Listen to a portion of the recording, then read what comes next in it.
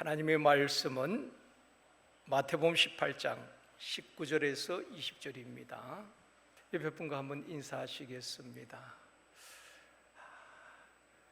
당신의 기도는 반드시 응답됩니다. 다시 한번요. 이 밤도 성령 충만함을 받읍시다. 우리 장년들도 참 감사하지만 우리 청년들 참 고맙습니다. 바쁘고 또 만나야 될 친구들도 있는데 또 금요 기도요. 오늘 우리 청년들 정말 고맙고 감사합니다. 오늘은 소그룹으로 기도할 때 일어나는 역사, 오늘 말씀하고 있습니다. 두세 사람 소그룹이죠. 그때 주님이 함께 하시면 역사가 일어난다는 것입니다. 주일 예배나 금요 성령 집회에 가장 중요한 것이 무엇일까요? 우리가 예배를 드리든지 또 샘터 예배든 또 소그룹 행복 모임에서 가장 중요한 것이 무엇일까요? 성령의 임재입니다. 주님이 함께 하심이거든요. 하나님이 함께 하시는 모임인가, 또 하나님 없는 사람들만이 모인 모임인가, 그것은 전혀 다른 결과를 가져다 줍니다. 샘터장이나 행복모임 인도자 또 팀원들이 사모하며 기도해야 될 것은 성령의 임재입니다. 성령이 우리를 붙들고 서시면 우리의 연약함을 아시고 능력 있게 서실 수가 있습니다. 그러나 아무리 우리가 준비를 해도 성령이 임하지 아니하시면은 아무 일도 일어나지 않는다는 것입니다. 그래서 우리가 모일 때마다 샘터 모임이나 또 지금 행복 모임이 계속 진행되고 있습니다만은 행복 모임 모일 때에 주님 우리 모임 가운데에 함께하여 주시옵소서 환영하고 사모해야 하는 것입니다. 여러분 어떤 모임이 주님이 그 자리에 임하시면 역사가 일어나지 않겠습니까? 사람이 많이 모이는 그게 중요한 것이 아니라 오늘 성경에 보면 두세 사람, 가정에서든 어디서든 소그룹으로 모여서 주의 이름으로 모이는 그곳에 주님이 함께 하시면 역사가 일어난다는 것입니다. 주님이 함께 하실 때에 기도 응답과 치유의 역사가 일어나게 될 줄 믿습니다. 사울왕을 보면은 처음부터 잘못된 것은 아닙니다. 사울왕이 처음에는 굉장히 겸손했거든요. 그에게 성령도 임하고 예언도 했습니다. 처음에 왕으로 기름 부음 받을 때에 그에게 그런 역사들이 나타났다는 것입니다. 하나님의 영이 크게 임하고 또 예언을 하게 되는 것입니다. 사무엘상 10장 10절 말씀입니다. 같이 읽습니다. 그들이 산에 이를 때에 선지자의 무리가 그를 영접하고 하나님의 영이 사울에게 크게 임함으로 그가 그들 중에서 예언을 하니, 거짓 예언이 아닙니다. 성령이 임하시고 사울이 예언을 하게 되는 것입니다. 하나님의 영이, 악한 영이 아니고 하나님의 영이 사울에게 크게 임하였다, 그렇게 말씀을 하고 있습니다. 그런데 사울이 언제부터 잘못되어집니까? 사울이 왕이 되고 권력이 있고 힘이 세워졌잖아요. 그 왕을 말하면 모든 것이 다 되어지는 것입니다. 힘이 생기고 또 전쟁에서 승리하니까 그때부터 자기도 모르게 교만해지게 되는 것입니다. 하나님의 말씀에 순종하지 않게 되는 것입니다. 그때 하나님의 영이 사울을 떠나게 되는 것입니다. 처음에는 그렇게 강하게 임했던 성령님이 나중에는 교만하고 말씀에 순종하지 않으니까 성령이 떠나게 됩니다. 교만은 패망의 선봉이라고 하지요. 여러분, 누구도 교만하면은 망하는 것입니다. 정치인도 마찬가지고 목사도 성도들도 교만하면은 하나님이 귀하게 쓰실 수가 없는 것입니다. 사울이 교만하고 하나님 말씀에 불순종할 때에 하나님의 영이 떠났다고 성경에 말씀하고 있습니다. 사무엘상 16장 14절입니다. 여호와의 영이 사울에게서 떠나고, 성령은 우리에게 임하지만은 또 우리가 거부하면은 성령이 떠나가시는 것입니다. 사울에게 임했던 그 성령님이, 하나님의 영이 사울에게 떠났다는 것입니다. 또 18장 12절도 말씀합니다. 같이 읽습니다. 여호와께서 사울을 떠나 다윗과 함께 계심으로 사울이 그를 두려워한지라. 하나님께서 함께 하셨던 그 사울을 하나님이 이제 떠나셨다는 것입니다. 계속 불순종하고 교만하니까 하나님 결국 사울을 떠나서 다윗과 함께 하셨다. 하나님의 영이 떠남으로 사울의 인생 그때부터 내리막길을 걷게 되는 것입니다. 그런가 하면은 하나님이 함께한 다윗은 역사의 주역으로 등장하게 되는 것입니다. 성경에 보면 하나님이 영이 떠난 가정이 있죠. 엘리 가정입니다. 엘리 가정에 하나님의 영광이 떠나버리니까 어떤 일이 일어납니까? 두 아들 홈니와 비나하스가 블레셋과의 전쟁하다 두 아들이, 엘리 제사장의 두 아들이 죽게 됩니다. 또 엘리 제사장은 의자에 앉아있다 넘어지면서 또 목이 부러져서 죽게 되어지고, 며느리도 해산을 하고 아이를 낳고 며느리도 죽게 됩니다. 그 아이 이름이 이가봇이잖아요. 하나님의 영광이 이스라엘 떠났다는 거거든요. 하나님의 영이 떠나니까 가정이 이렇게 비참하게 되어지고 가정이 무너지는 것입니다. 여러분, 우리가 하나님 앞에 복 달라고 구하는 것도 중요하지만은, 우리 자녀들이 가는 길이 잘 되게 해달라고 하는 것도 중요하지만, 주여 우리 가정에 성령이 늘 임하여 주시옵소서, 늘 충만하게 하여 주시옵소서. 그래서 우리 찬양 있잖아요. 주 떠나가시면 내 생명 헛되네, 기쁘나 슬플 때 널 계시옵소서. 우리가 기쁠 때나 슬플 때나 늘 성령이 함께 하셔야 되는 것입니다. 성령이 함께 하시면은 우리를 연단하신 후에 반드시 매일 문제를 풀어주시고 성령 역사하실 줄 믿습니다. 주 떠나가시면 내 생명 헛된 것입니다. 그렇기 때문에 가정에도 늘 주의 영이 함께 하시기를 기도해야 하고, 우리 소그룹 모임에서도 어떤 모임이든 주님이 함께 하시는 그 모임, 여러분 주님이 함께 계시는데 거기서 막 소리 지르고 혈기 부리고 다툴 수 있겠습니까? 주님을 인식한다면 말입니다. 근데 주님을 인식하지 않으니까 거기서 회의하다가 소리 지르고 마음에 들지 않다고 엎어버린 경우도 있잖아요.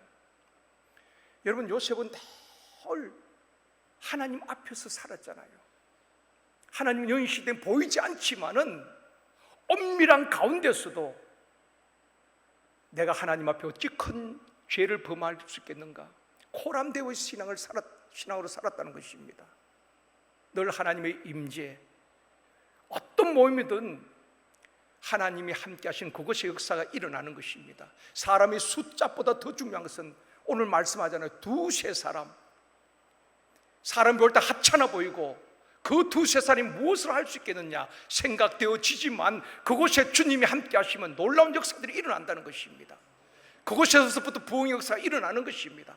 변화 역사가 일어나게 되어줄 줄 믿습니다. 숫자보다 더 중요한 것은 우리가 모이는 이곳에 주님이 함께 하시는가, 그걸 위해서 기도해야 하는 것입니다. 우리가 성령이 임하는지 안 임하지 않는지 어떻게 알 수 있겠습니까? 육신 눈으로 볼 수가 없습니다. 그런데 알 수 있는 것이 열매로 알 수 있다는 것입니다. 성령이 그곳에 임하신다면 반드시 역사가 일어나는 것입니다. 그래서 오늘 20절에 다시 읽겠습니다. 같이 읽습니다. 두세 사람이 내 이름으로 모인 곳에는 나도 그들 중에 있느니라. 그냥 두세 사람이 모이는 것이 아닙니다. 주님의 이름으로 주님을 찬양하기 위해서, 주님을 예배하기 위하여서, 기도하기 위하여서 소그룹으로 모인 그곳에 나도 그들 중에 함께하겠다. 주님의 이름을 높이는 그 자리에 내가 함께하겠다. 주님이 함께 하실 때 어떤 역사가 일어납니까? 19절에서 말씀합니다. 같이 읽습니다. 진실로 다시 너희에게 이르노니 너희 중의 두 사람이 땅에서 합심하여 무엇이든지 구하면 하늘에 계신 내 아버지께서 그들을 위하여 이루게 하시리라. 아멘. 우리가 기도할 때도 가정에서 가족끼리 두세 사람이 모여서 기도할 때도 이 말씀을 붙들고 두 사람이 땅에서 합심하여 기도할 때에 우리가 무엇이든지 구하면 하나님께서 반드시 이루시겠다. 사람의 약속이 아니잖아요. 하나님의 약속일진데 이 약속을 붙들고 우리가 기도하면은 믿음대로 역사가 일어나게 될 줄 믿습니다. 그러면 샘터 모임이나 또 소그룹 전도 모임인 행복 모임에서 우리 두세 사람이 소그룹을 기도할 때 어떤 역사가 일어나는가 몇 가지 말씀드리려고 합니다. 첫 번째는 전도의 문이 열리게 된다는 것입니다. 특히 우리가 행복 모임 지금 61곳에서 열려지고 있는데요, 전도의 문이 열려지는 것입니다. 우리만 모인다고 되는 것이 아니라 그곳에 모여서 우리가 함께 합심해서 기도하고 그곳에 주님이 함께 하시고 또 약속하셨기 때문에 그럴 때 전도의 문이 열려진 역사가 일어나게 될 줄 믿습니다. 문이 열려져야지 사람이 들어올 수도 있고 나갈 수도 있잖아요. 옛날에 어른들 보니까요, 시골에서는 새벽에 일찍 일어나시면은 제일 먼저 대문을 활짝 열어놓더라고요. 장로님 왜 그런지 알아요? 시골에서 안 사신 분들은 모르시잖아요. 그래서 제가 물어봤습니다. 어른들, 시골 어른들 얼마나 부지런합니까? 새벽에 다 일하시잖아요. 새벽에 해도 뜨지 않는데 제일 먼저 대문을 활짝 열어놓아요. 그래서 제가 물어보니까 옛날 믿지 않는 분들은 복 들으라고 대문을 활짝 열어놓는데요, 복 들으라고 그렇게 대문을 제일 먼저 활짝 열어놓고 그렇게 하더라고요.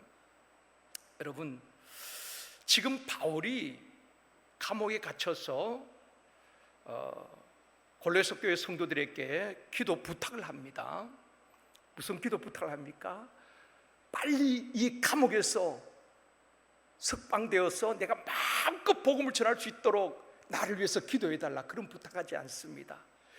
바울은 감옥에 있던 감옥 밖에 있던 그게 문제가 아닙니다. 환경이 문제가 아니라 그 감옥 안에서도 골로새 교회 성도들에게 기도 부탁한 내용이 골로새서 4장 3절입니다. 같이 읽겠습니다. 또한 우리를 위하여 기도하되 하나님이 전도할 문을 우리에게 열어주사 그리스도의 비밀을 말하게 하시기를 구하라. 내가 이 일 때문에 매임을 당하였노라. 환경을 핑계하지 않습니다. 내가 감옥에 매여 있기 때문에 하나님 나 전도할 수가 없어요, 빨리 석방시켜달라고 그렇게 말하지 않습니다. 어떤 상황이든지 하나님께서 그 상황 속에 나를 있게 했다면 그곳에 하나님 뜻이 있다는 것을 확신하고 그곳에 전도하는 것입니다. 온몸이 자꾸 채워져도 찬양하고 기도하는 것입니다. 우리는 너무 핑계를 많이 하잖아요. 바빠서, 시간이 없어서, 할 일이 많아서. 근데 바울은 감옥 밖에 있는 골로새 교회 성도들 향해서 그렇게 기도합니다. 기도를 부탁합니다. 하나님이 전도할 문을 우리에게 열어주시기를 기도 부탁하고 있는 것입니다.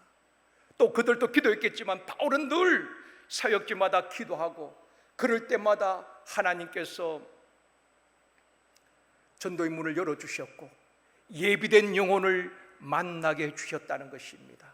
특별히 행복 모임에 참여하고 있는 우리 모든 분들은 그냥 가시면 안 됩니다. 10주 동안 할 수는 있지만 열매가 없을 수 있어요. 그럴 때 우리가 부족하지만 하나님 앞에 두세 사람이 모여서 기도하고 무엇보다도 하나님 전도할 문을 열어 주옵소서, 예비된 영혼을 붙여주시옵소서. 기도할 때 우리 하나님께서 우리가 생각하지 못했던 사람들도 붙여주시고 오게 하시고 복음을 듣게 하여 주실 줄 믿습니다. 두세 사람이 소그룹으로 기도할 때에 전도의 문이 열려지는 것입니다. 두 번째는 치유의 역사가 일어난다는 것입니다. 샘터 모임이나 행복 모임에서 몸이 아픈 분들 있잖아요. 또 가정에 문제가 있는 분들이 있잖아요. 어려움 가운데 있는 분들이 있습니다. 반드시 함께 기도해야 되지만 특별히 치유 기도를 꼭 해야 하는 것입니다. 야고보서 5장 16절 말씀입니다. 같이 읽습니다. 그러므로 너희 죄를 서로 고백하며 병이 낫기를 위하여 서로 기도하라. 의인의 강구는 역사하는 힘이 큼이니라. 병 낫기를 위하여서 서로 기도하라고 말하고 있습니다.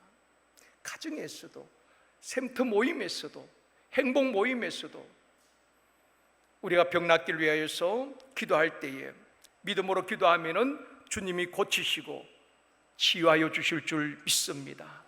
치유 역사를 경험하게 될 때에 샘터가 살아나는 것입니다. 정말 하나님 우리 기도를 들으시는구나, 우리의 기도가 진짜 응답되는구나. 치유 기도뿐 아니라 여러분의 기도 제목을, 그래서 행복모임에서 맨 먼저 기도 제목을 나누잖아요. 정말 하나님께서 이곳에 함께 하시는구나. 하나님이 살아계신 확실한 증거가 무엇입니까? 기도 응답이잖아요. 그럴 때 우리의 믿음이 살아나게 되는 것입니다. 기도 응답이 있고 치유 역사가 일어날 때 샘터가 살아나는 것입니다. 행복모임이 살아나는 것입니다. 그래서 소그룹으로 기도할 때에 치유 역사가 일어난다는 것입니다.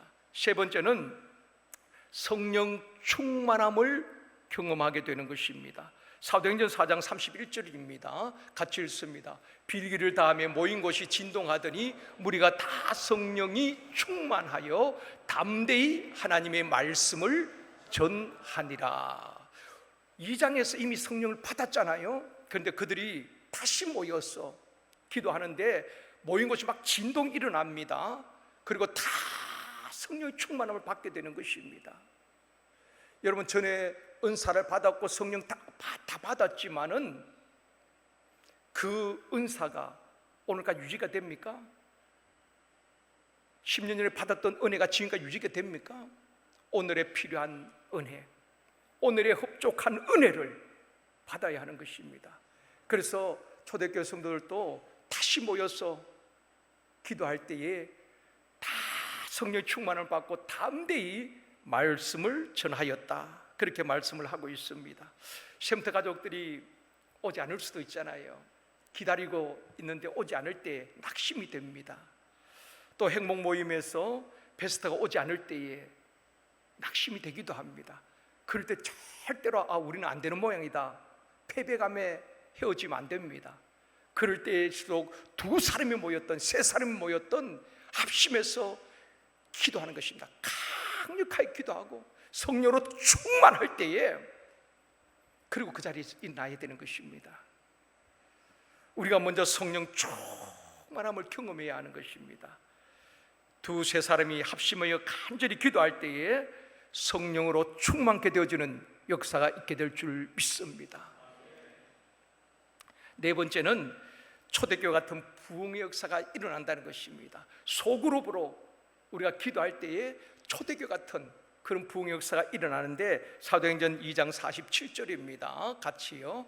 하나님을 찬미하며 또 온 백성에게 칭송을 받으니 주께서 구원받는 사람을 날마다 더하게 하시니라. 구원받는 사람이 날마다 더하게 하는데 사람이 인위적으로 모은 게 아닙니다. 그들이 하나님을 찬미하고 속으로 모여서 떡을 떼며 교제하고 그럴 때에 주께서 구원받는 사람을 날마다 더하게 하겠다는 것입니다.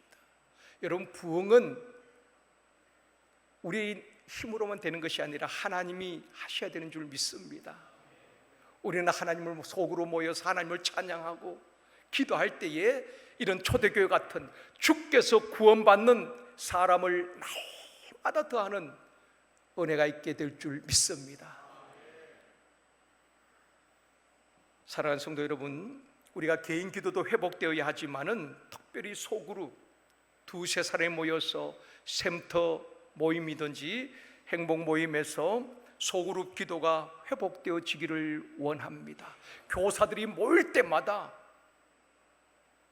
이번 주 간식을 뭘 할 것인가, 그것도 중요하지만은 기도하는, 정말 그 아이들을 품에 안고 내 자녀라 생각하고 그들을 위해서 기도할 수 있는 우리 교사들이 되어질 때에 놀라운 역사들이 곳곳에서 일어나게 되어줄 줄 믿습니다. 그곳에 하나님이 함께 하시고 하나님이 역사하실 때에 정말 치유의 역사와 또 기도 응답을 날마다 경험하는 우리 샘터 소그룹 모임과 행복 모임이 되어지기를 주님의 이름으로 축원합니다.